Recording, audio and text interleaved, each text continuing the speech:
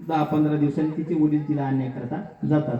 आता वडील आणण्याकरता गेल्यानंतर असे महाराज, जावयापुढं किती प्रतिष्ठित सासरा असू द्या पण नम्र झाल्याशिवाय राहत नाही. कारण जावयाचं वर्णन असं केले शास्त्राने, सदा वक्र सदा क्रूर सदा पूजा उपेक्षिते कन्या राशी स्थितो नित्यम ज्या मातो दशमो ग्रहा. जावय म्हणजे 10वा ग्रह आणि कोणत्या राशीला आलेला आहे?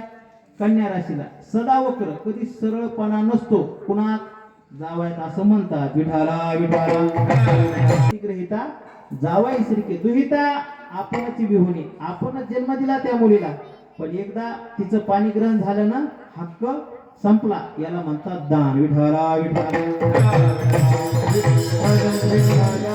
आपण दान धर्म करत असताना कसा करायचा?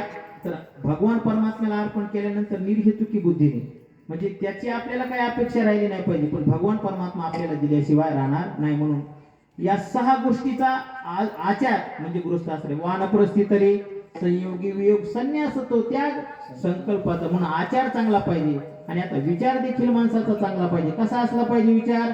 जगद्गुरु सारा सारा विचार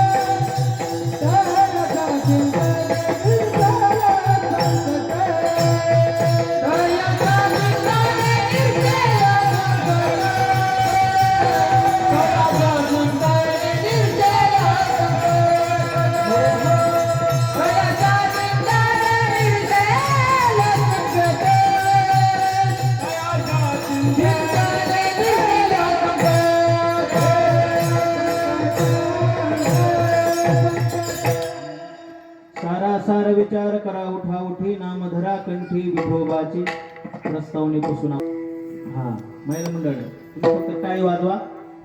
हा पुरुष मंडळ. हा कारण मी सुरुवातीला सांगितलं होतं सांगण्याची काही गरज नाही, पण सांगावी लागते म्हणून सांगतो. हाताने टाळी वाजवायची, मुखाने भजन करायचं.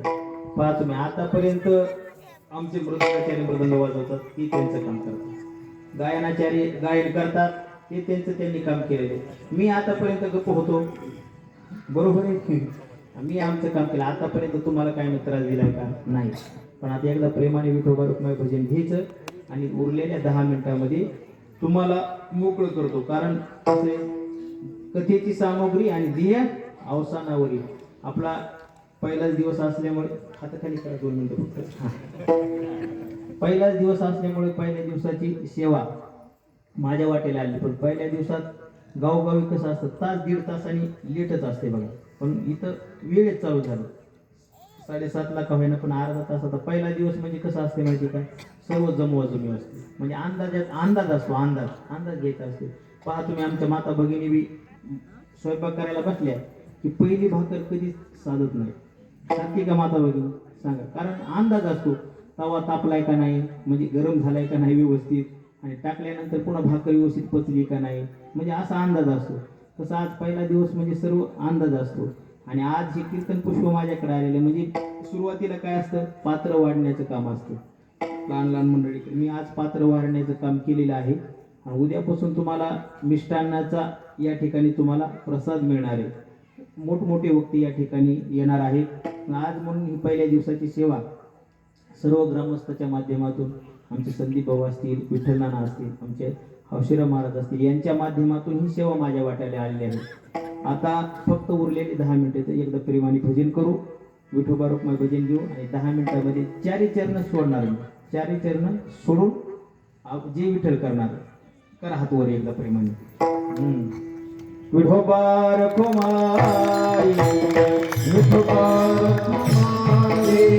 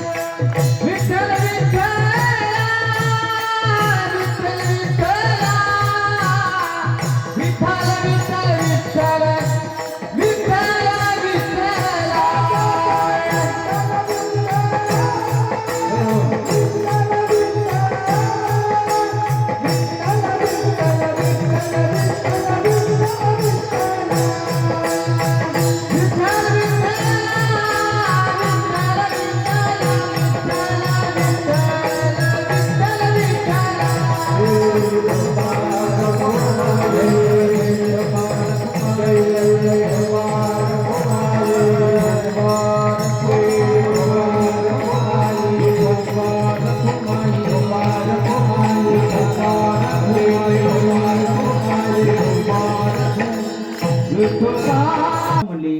आता शिक आमचं कुणाचं वय 10 वर्ष, कुणाचं 15 आहे, कुणाचं 20 आहे, कुणाचं 25 आहे, कुणाचं 50 आहे.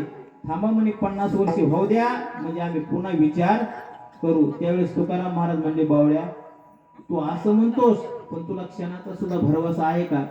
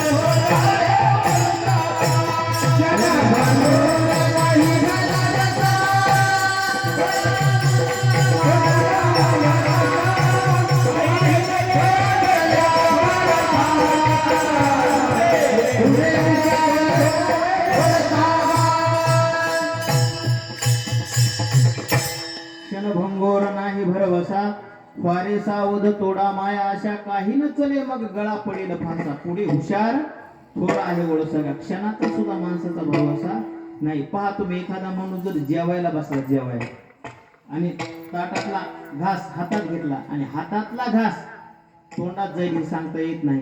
क्या जीवन की पगरियास हातो मेलिया नाही तेरा घास, किंवा ग्रास गिळे सत्ता नाही हाती, क्षणभंगूर हे जाय न कळता ग्रास गिळी सत्ता नाही हाती. म्हणून तुम्ही काय करा, सार असणारा भगवान परमात्मा आज ज्यांचा जन्म झाला, प्रभू रामचंद्राचा आज जन्म झालेला आहे, आणि त्या रामाचं नाव तुम्ही काय करा, कंठामध्ये धारण करा, किंवा विठोबाचं नाम तुम्ही कंठामध्ये धारण करा.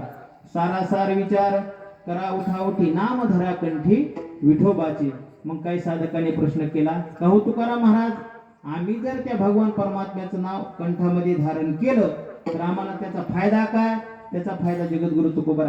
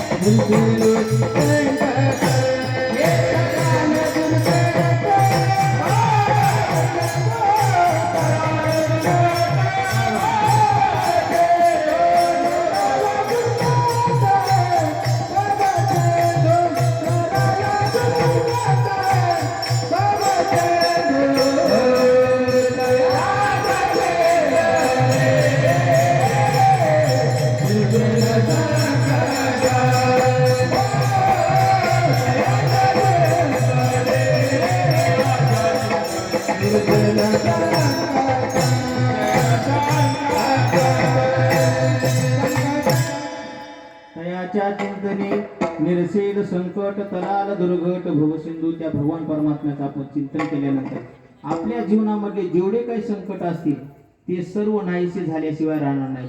अहो, असं एखादं उदाहरण आहे का, त्यांनी भगवान परमात्म्याचं चिंतन केलं आणि त्यांच्या जीवनातले संकट नाहीसे झाले नाहीत? सर्व संत महात्म्यांचे जीवन चरित्र तुम्ही आपल्या डोळ्यासमोर पाहतोय. पांडवाच्या जीवनामध्ये किती संकट आले, संकटे बहुत निवारली नाही. सर्व संकट असतील, लक्षगृहातून सुटका भगवान परमात्म्याने सर्व, कारण ती भगवान परमात्म्याचं चिंतन करत होते.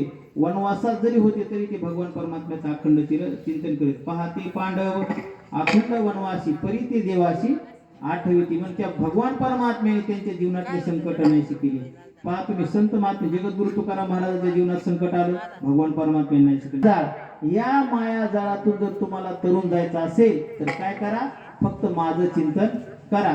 मग आम्ही ज्या कुळामध्ये जन्माला आलो त्या कुळामध्ये आम्ही काय केलं पाहिजे, त्या अभंगाच्या त्रुटी. जन्मनिया कोणी वाचे स्वराराम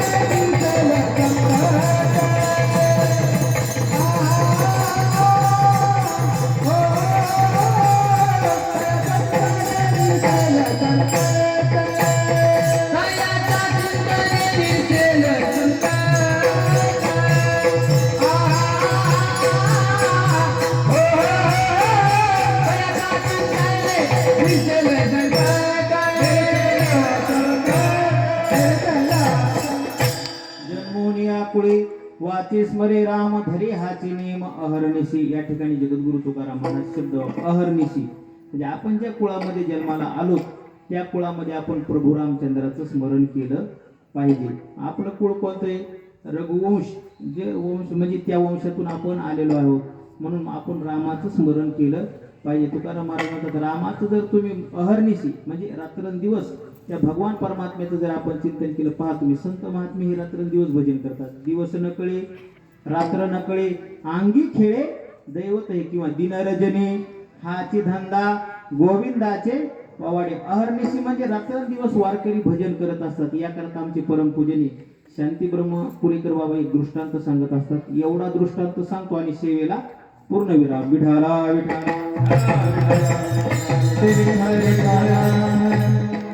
पहा तुम्ही, वारीचा काळ वारकरी म्हणजे दिंडी निघायची. आता दिंडी निघत असताना असे महाराज, आषाढी वारीमध्ये तुम्ही पहा, खाणारे कमी आणि अन्नदान करणारे जास्त असतात.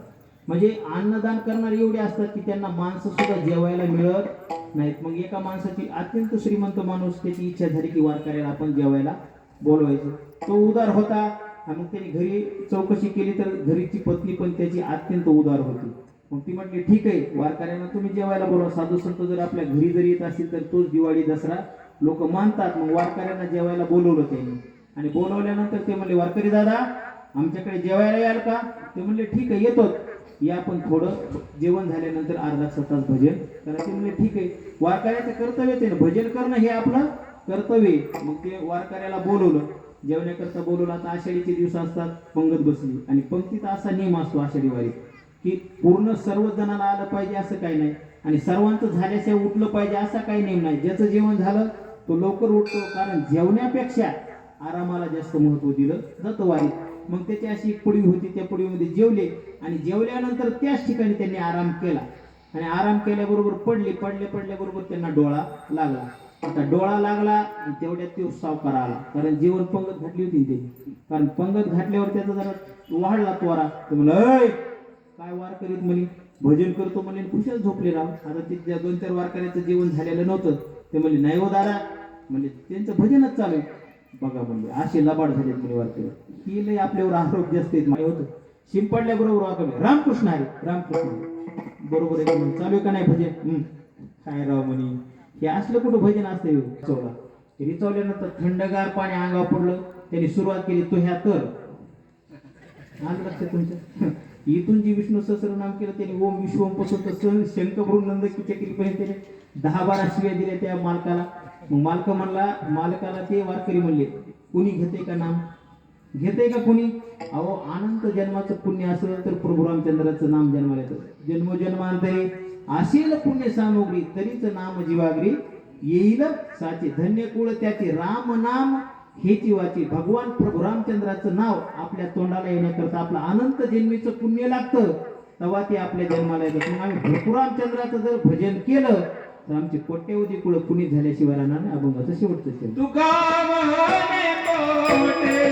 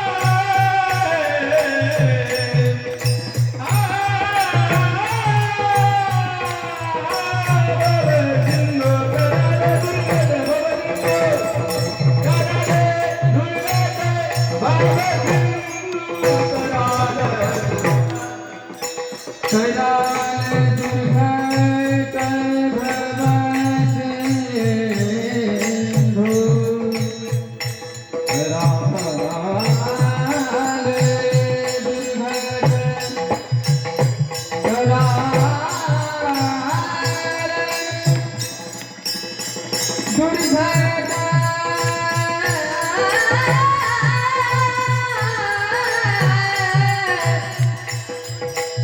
भवसिंधू